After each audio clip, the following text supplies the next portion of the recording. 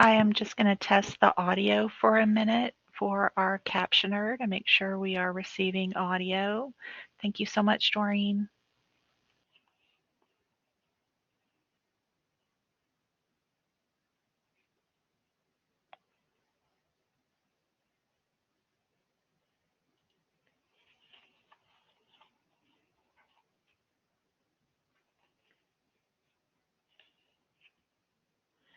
Okay, are we good on the captioning? Is that working okay?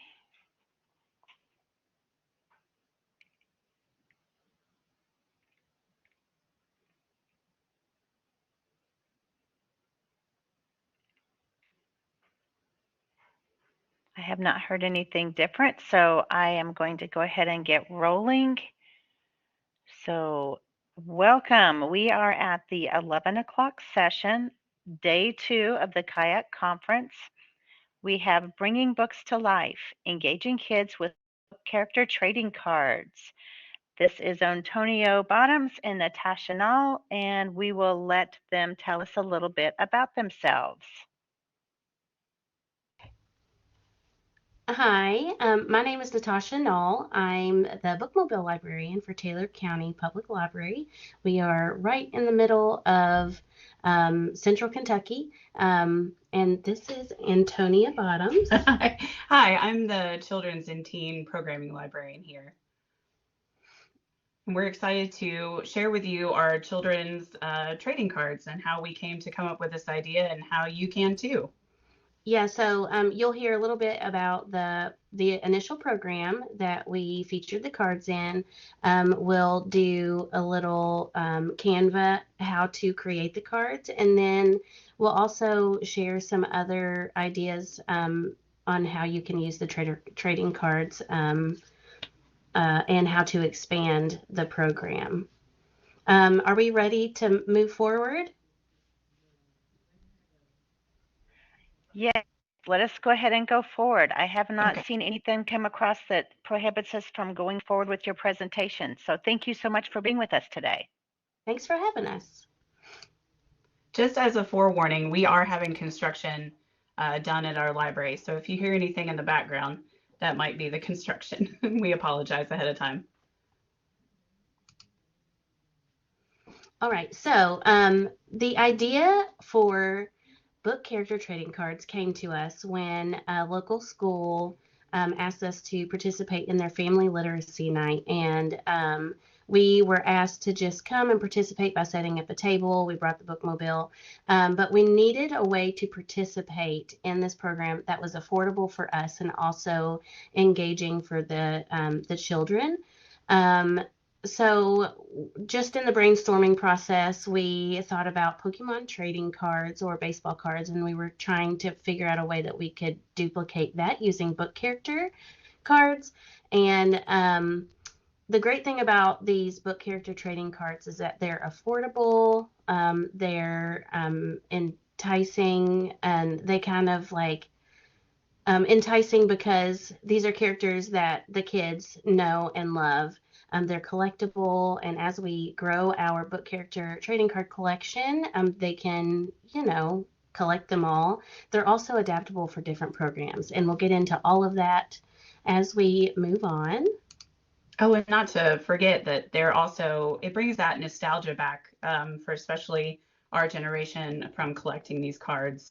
I know a lot of adults still collect like Magic and things like that. So we were kind of thinking about that. And also, okay, now we come to the question of what characters do we use? And we looked at the books that were popular from the bookmobile. We considered the books that are popular in the children's library. And we wanted it to incorporate everything from the K through fifth age range because we were going to an elementary school. So we picked anything from Gerald and Piggy, Hungry Caterpillar, all the way up like Junie B. Jones, Amelia Bedelia, and Diary of a Wimpy Kid, and Harry Potter. And as you can see, the kid on there has the Dogman one, and he was really excited to receive that one. So I think we did pretty good on that. Yeah, I think Dogman may have been the most popular. Yeah. You guys can imagine. So as we were coming up with, we've picked out the books. Now, what do we want on the cards? So we definitely wanted the character name, even the initial publishing date, a nice image to draw kids in, especially with being super colorful. I like putting a book quote on there, and that was something that I saw a lot on Pokemon cards and Magic cards. There's usually like a little quote at the bottom. So I wanted that, and we wanted the book title and the series, the author, as well as some fun facts about like their allies or their enemies, maybe even how old they are, and we wanted to incorporate all of that. There are a lot of details that we considered that we weren't able to fit on the cards in the design that we chose. And some additional details that you might consider as you create your own book character trading cards are to include the illustrator, any weaknesses that the character might have, if the character uses special weapons or items, or maybe they have like a favorite thing that they just carry around with them.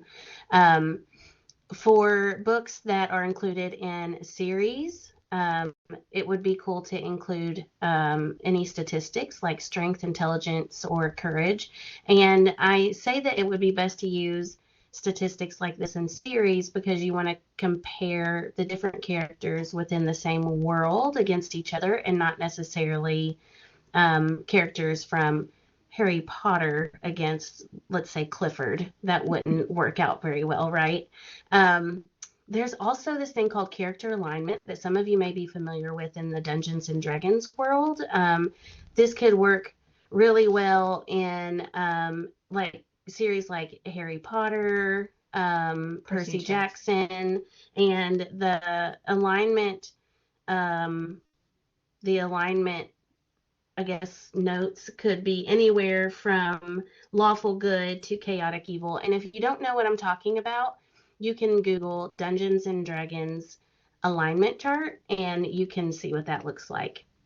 And some other details would be the character's goal or mission. You could do that for each book or in a series or for the series as a whole. If you are doing character trading cards for series like Harry Potter or Divergent for older students, you could include the house, a group, or a faction. And then also for older students, such as middle schoolers or high schoolers, you could include character type. So is the character a protagonist or an antagonist, or maybe a sidekick? So with all of that being said, we did use ChatGPT, which I know can be kind of divisive on how you want to use it, but we made sure we read all these books for one thing, and we made sure to fact check everything that we put into ChatGPT. We used ChatGPT to kind of make it all more coherent. It was like a fast way to rack up what we needed for each card. But again, just making sure that everything is fact checked. So is that a quote from Harry Potter, the book, or is it a quote from the movie? And just making sure that things made sense. We're going to take, you can see at the top, it says question or prompt. We're going to take that exact one, create a character trading card. We're going to use it for Percy Jackson, and we're going to switch over real quick to ChatGPT just to show you what that looks like. Give us just a second.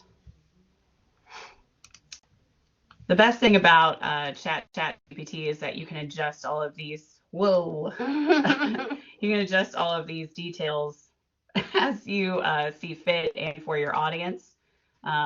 Some adjectives for certain characters, like if they have perseverance, maybe if you're trying to aim that card towards a kindergartner, make sure to use different synonyms for that so that they can understand. So if everybody can see that, we're on ChatGPT, and we just put in create a character trading card outline for Percy Jackson, and we're just going to see what it comes up with.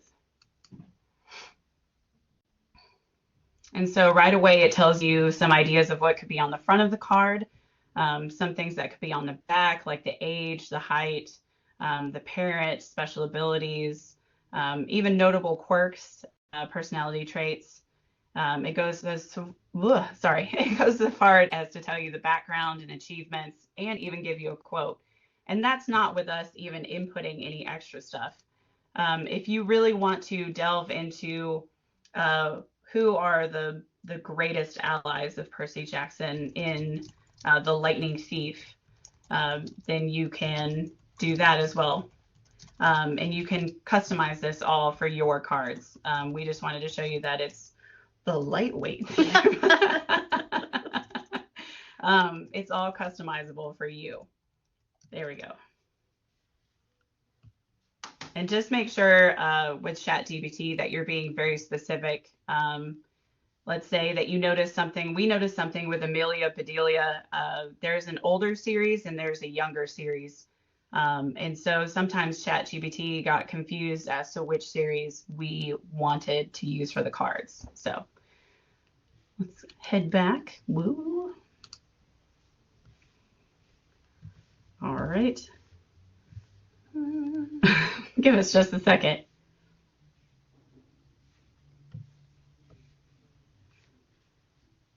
And you can use other things too. Like if you really know your book series, you can just do it on your own. Or if you find another librarian that's their favorite book, make sure to include them when creating your cards.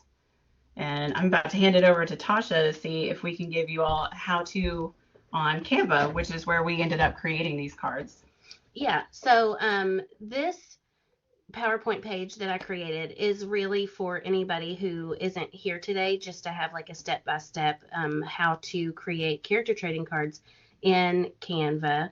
And there'll also be a document available to everyone that outlines a step-by-step with pictures. And we're just going to follow the outline. I'll do a brief little run through, and then we'll hop over to Canva with another screen share and show you guys how to do it in the website. So the first thing you're going to want to do, of course, is to create a Canva account if you don't have one. Our library subscribes to the professional account, which allows us to use some of the images and templates that aren't free, aren't available with the free account. However, there's a lot that you can do with Canva with the free account. So, and I'm 99% sure that you'd be able to create a quality character trading card using the free Canva account. So the first thing you're going to do once you're logged in is use the search bar at the top of the screen, and you're just going to search a phrase like flashcards or trading cards or baseball cards, and choose a style of template that aligns with your vision for the cards. And then from there, you're going to adjust the template using different shapes. You'll replace photos and make room for all of those character details that you want to include. When downloading images, we found our images just by Googling, and you want to make sure. Yeah, you want to make sure that either you are getting that source of that image, or maybe you're using an open source image for your trading cards. Mm-hmm. And as you're searching, also include the phrase transparent background while you're searching for images. This just allows to insert the image without too much overlap of some of the shapes that you'll be using in Canva. Save the image to your computer, and then you'll be able to import the image into Canva. One important thing for libraries is to include your logo. You guys want your logo and your name to be in the community. And if this is something that your patrons are excited about, they'll spread the word, and you want to make sure that logo is on there somewhere. And you'll find that this is, you can be as creative as you want with where that logo goes. Some recommendations that we have just after having created these cards ourselves is to create one full card and use that card as a template for all of your other characters. And then for printing purposes, I would like copy and paste that one character on all, let's say 4 squares of an 8.5 by 11 page, instead of doing 4 different characters on one page, because some of those characters are going to be really popular, we found, and you'll run out of them more quickly. You just don't want to have too many of the characters that the kids don't necessarily want right away. As far as printing goes, we printed on Canva and then laminated the cards. We were serving kindergarten through 5th graders, and we wanted to make sure those cards were very durable, so we just doubled up on the quality of the character trading cards. So now I'm going to hop over to Canva and do a quick little how-to session, and hopefully this will be helpful and give you guys some encouragement and help you feel comfortable diving into this on your own. Yeah, especially if you haven't used Canva before.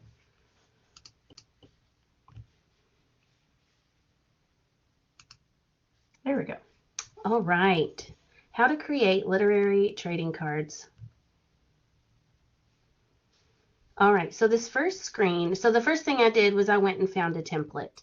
The original template that I used had 4 cards on one sheet. This one has 2, just for the sake of you all being able to see enough of what is happening. So once you open up your template, you're going to take off any graphics or images that you don't want to use. So you can see as I hover over each shape, it kind of highlights it. You'll click the shape and then just hit backspace or delete and take those off. And then you're left with this situation. And then from here, to adjust the size of your squares, you want to decide like a basic format for your card. So for me, I want a thin frame. And to adjust the shape, you'll highlight the shape again and then pull and drag it to the size that you want. And you'll do that with all of the shapes on the screen. You can do that with this one as well. You can even do it with the larger one if you wanted to make it a little bigger. So once you've adjusted the shapes of your card, you'll have, well, for me, this is what I wanted. And from here, you're going to add any additional shapes that you want. And then for us, we want to make sure we have a separate shape for the character name and then a shape for our logo. We'll start with the character name. And to do that, I need to come over here to the left-hand margin, and there are several different icons, and you'll see what is available under each icon just by hovering over it. You'll go to elements, and this is where I will find shapes. I'll click that, and then I think I want to use a rectangle for the character. So I'm going to click this rectangle shape, and if you don't see a shape that you want here, you can click see all, and it'll give you more options. So I click this, and this big purple square pops up. I want to move it into a different spot on my card. So I'm going to move it to this bottom corner here. And you can resize the shape using these little markers either in the middle or in the corner. So I'm just going to make this kind of like a text box. So that shape, that's about the general shape that I want, but I want it to be the same color as the rest of my card. To change the color, you'll go up to this editing bar. It's at the top of the screen. Click the color circle. And then all of the colors that show up under document colors are the colors that already exist in the document you're working in. Right here where it says brand kit, those are actually colors that belong to some of the logos that we use for our library. And if you have a professional account with Canva, that's something that you can do as well. So up here in the document colors, I'm looking for that light purple color. So I'm just going to click that, and you'll notice the shape that I just added for the character name has now changed to the same color as the rest of the card. For my character name, I want to add an additional shape for the name, and I want it to be white for the text part. To copy and paste this little shape, I'm gonna hold down. For me, it's like Control C or Command C if you're on a Mac. Command C copies, Command V paste it, and I'm gonna make that kind of small and then change the color of it to white so I can type in it and everyone can still see the words.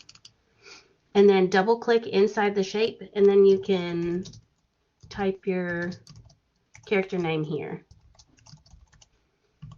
All right, because we're still in the realm of adding shapes to the card, I need to add one for our logo.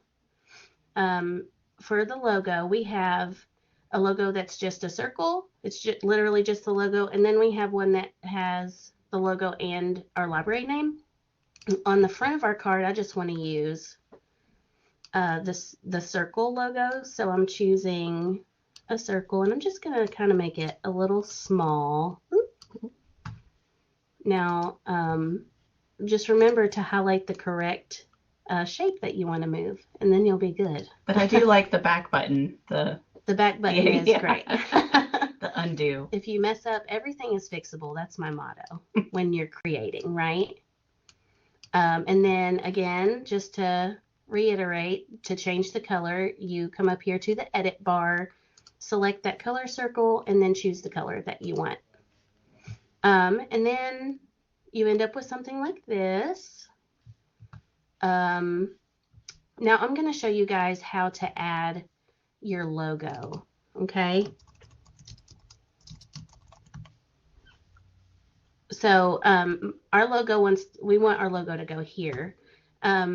To upload your logo into Canva, you're going to come over to the left-hand margin where all of those icons are and click Uploads. It's a little cloud with an arrow pointing up, and you'll see I've added a lot of images and pictures to my account already. But to upload your own, you'll click Upload Files, and then your File Explorer will pop up, and you'll choose what you want from here, and then click Open, and it'll pop up in your file here next to with all of your other images. So to add one of these images to your document, you can either drag it over like this, and I'll just back that up, or you can just click it and then move it around on your page. I'm looking for the white negative space logo here. I'm going to place that right over that purple circle, and look how nice that looks. Well, if it'll stay put. Yeah, so we have our character name and our logo, and that's about all we need to do with the frame of our card. And here's another example. So if you have a library logo that is closer to this, it includes a picture and your library name, it can still work. These character cards are very adaptable for what you need them to be. And boom, you have a template. Boom, you have a template. And now I'm going to show you guys how to add your character image, which is basically the same as the logo. Adding your logo. So for Junie B. Jones, we're just going to drag her over, and you can resize her the same as you can any of the other shapes. Just place her where you need her to be, and you end up here.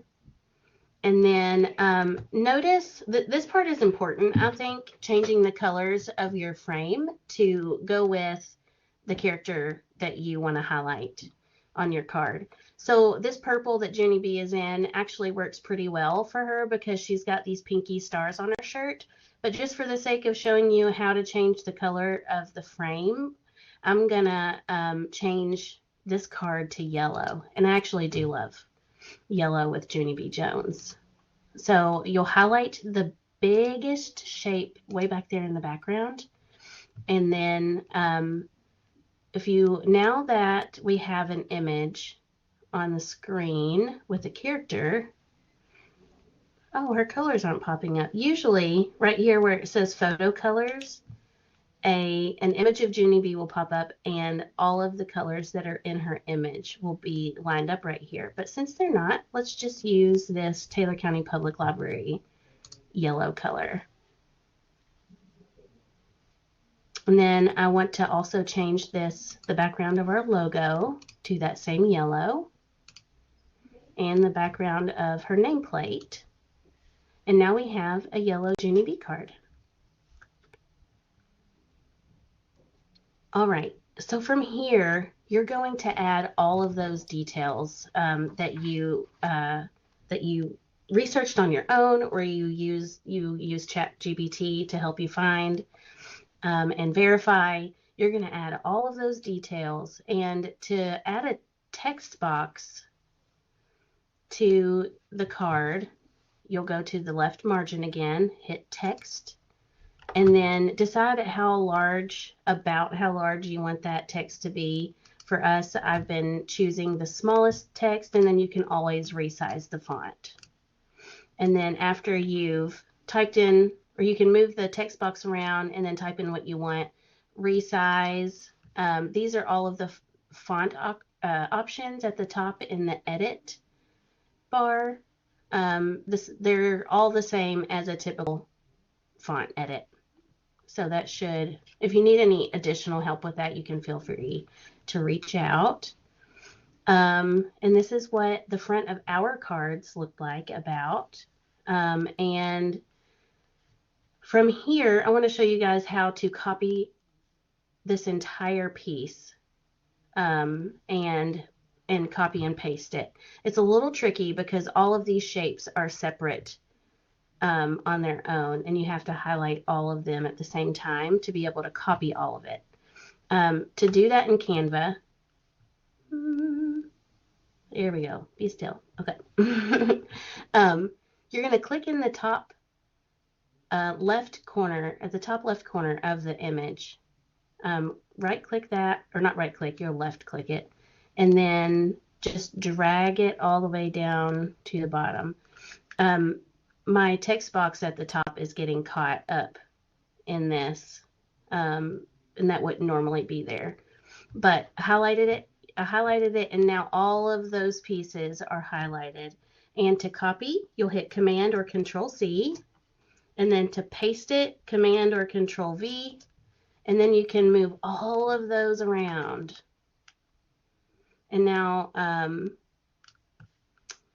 if I click out of that, it unhighlights everything. And I'm going to just highlight this text and just a little backspace, and it gets rid of that additional text we didn't want. And this is what you end up with. We've duplicated the card, and you can do the same thing if you have 2 or 3 or 6 cards on one sheet. And then once you have a full card, to create something new, you're just gonna go in here and highlight your text, backspace it, delete your text, and just add in new details. So you have a perfect template for all of your cards, and then it's something consistent. Now let's talk real quickly about what you can do with the back of your card. Our cards had our logo. The right card here, it was just blank with our logo because we really wanted to highlight our library on the cards just to, give us exposure. You could also add more character details. You could include a book cover if you like, an additional character graphic, so maybe an action picture, a list of collectible cards. So if you're doing a card series for Percy Jackson, you might list all of the characters that you have cards for, and that way you're enticing kids to collect them, and to collect them they might just need to come into the library and check out some books. You can highlight any of your regular programs for the age group that you're marketing to, and then of course any more library information like your address, phone number, your social media handles, email address. You can include any information you want. The possibilities are great. And just make sure when you decide how to design your card that you make it meaningful for your library and your patrons. I'm going to hop back over to the room, and I'll let Antonia. And I'll continue. We're going to show you a quick example of. Oh yeah. Yeah. Once our presentation comes back up. And we'll, I see that question. We're going to talk about how we use all of these. Go back just one. Yeah. So there's what some of our cards ended up looking like. This was the initial release. Yes. So, and as far as how we first use them, so we've created these cards, we've done all the research.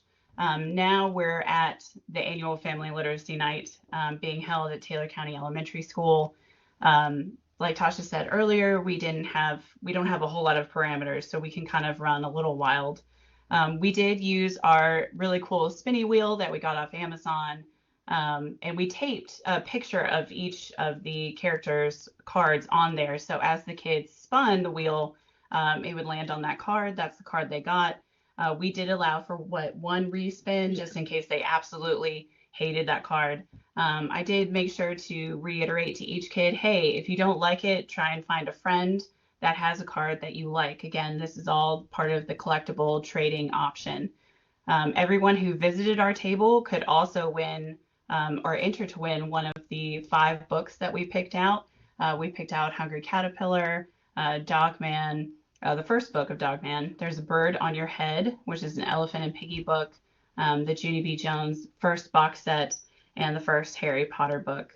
We had about 298 participants, and everybody seemed to enjoy everything that we were doing, which was quite nice. For the future, we're working right now on gauging that popularity both qualitatively and quantitatively, trying to collect feedback from the elementary school students that had those cards that first night. And then we want to expand. We actually live in a county that has 2 school systems. So we've got the city system, which is Campbellsville schools, and we've got Taylor County. So trying to compare between those elementary schools, those middle schools, and even maybe introducing it to the high schools as far as like maybe reaching out to teachers for a possible participation program.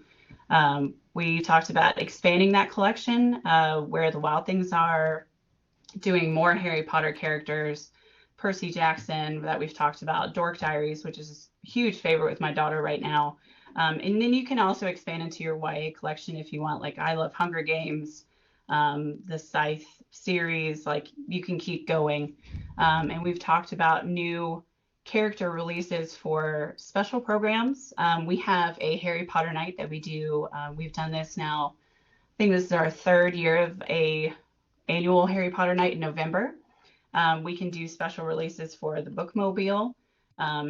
Maybe when you visit the library on specific days, like we have cookies with Santa, maybe you get one on that day. Talk about reading challenges. So you can do those for the reading challenges. We are using Beanstack for our autumn reading challenge. Usually we only use Beanstack for our summer reading challenges, but we're trying to expand more into using that all year round. We'll have a winter reading challenge starting in January, so maybe there's a new release for that too. Maybe even giving one for when you sign up for a new library card. And not to forget about our digital resources, also like everything that we see on KDLA, which is amazing. We've got Libby, Creative Bug. I mean, you can just keep going from there. Some more program ideas. So this is where we had a lot of fun thinking about these ideas. You could do trading card days. You could have a party. You could pair with a movie that relates to those cards. Program for kids to design their own. As you saw, like you can create a blank template. You can pass those out to teachers that are reading books in the class, and maybe they use those as a way to understand those characters and understand the themes of those books, which is really fun. Drawing and being more creative with that. We've talked about maybe doing a character costume contest, a character quiz game. Maybe asking the kids, hey, what are some of your favorite cards? And maybe we can come out with special foil cards that I'm sure you guys have seen, like in Pokemon. And let's see, we could do a scavenger hunt, character card bingo. You can even expand these into monthly book clubs with these cards. And there's a fun picture of us holding up our cards that night. So just to reiterate, this is the basic template. Make sure to put your logo. Obviously, we need, like libraries in general, need lots of exposure with our communities. Putting the book title, fill with any information you want, and a character image and quote, and you can just off to the races. So I've seen a couple of questions pop up. Thank you guys so much for listening, and we'll start going through those questions. What size are the trading cards? So they're what, like This is what, a 3 by 5? Can everybody see? 2.5 by 4, maybe. Yeah. So this card was created from a 8.5 by 11 page, and there were 4 on the 8.5 by 11 page. But you can decide what size you guys want. I know a lot of cards are quite small. We just wanted really big cards for little hands to carry. Courtney, I hope we answered your question about how we use the cards. If you have any further questions about that, let us know. Would you be open to sharing the cards you have already made? Yes. I would need to figure out a way I would need to take our logo off. And then I guess it would depend on how well it would work with your existing logos. Oh. Can you see it now? Ooh. That's our hungry caterpillar, very hungry caterpillar one. Can y'all see that now? Did you use... I can also backspace to the examples from the presentation. That's true. In the presentation. There we go. There. Hopefully you're able to see those examples. Did you use Avery note cards or something that was already ready to use? I'm not sure what Avery note cards are. Are those like index cards? I'm not sure. If you wouldn't mind clarifying, Susan, that would be awesome. We just used a template ready to go on Canva and then printed those off on cardstock. We had a lot of library staff that were able to help us cut those out and laminate all of these. So they're quite heavy, mm-hmm. quite durable. There any more? Would you be open to sharing the cards you have already made?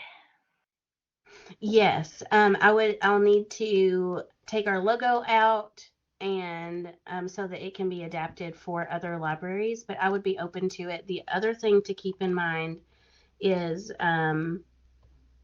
just as you're distributing, make sure you consider like sources and using images that are open sourced.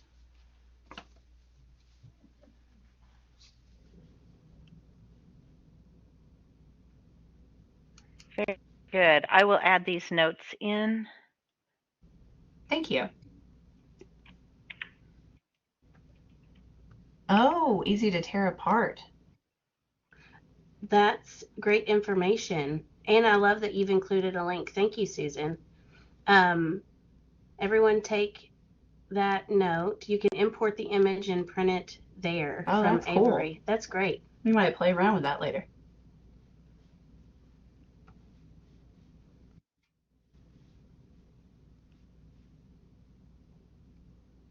Thank you for adding those notes, Bobby.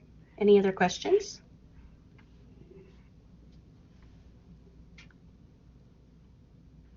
Okay, I don't see any others popping up, but I definitely will put in there. I know the KDLA website is down right this moment, so it should be back up soon. The presentations are in the portal.